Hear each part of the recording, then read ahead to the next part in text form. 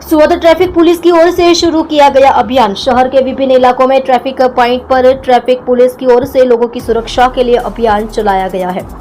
उत्तरायण पर्व के मद्देनजर सूरत यातायात विभाग की टीम एक्शन मोड पर। सूरत यातायात विभाग की टीम ने वाहनों पर सुरक्षा का नजरिया बनाकर वाहन चालकों को समझाया। यातायात विभाग की टीम ने वाहन चालकों को रोका और पतंग की डोर से बचने के लिए वाहनों पर लोहे के तार बांधी।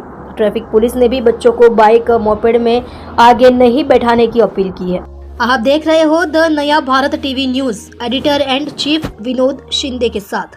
शहरना पोलीस कमिशनर श्री अनुपमसिंह गेहलोत साहेबनाઓએ ખાસ સૂચના કરેલી કે આગામી દિવસોમાં ઉત્તરાયણનો તહેવાર આવી રહ્યો છે અને ઘણી વખત બાઇક ચાલકોને દોરીથી નુકસાન થાય છે અથવા તો ઇન્જરી થાય છે, ગળા કપાવવાની પણ ઘટના બને છે।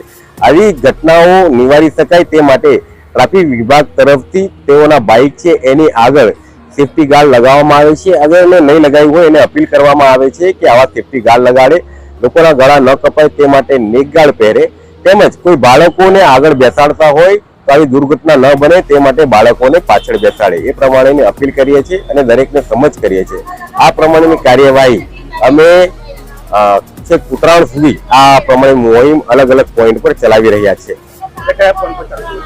હાલ વાય જંકશન ખાતે તેમજ ગાંધીકુટર ખાતે આ પ્રમાણેની કાર્યવાહી ચાલુ છે।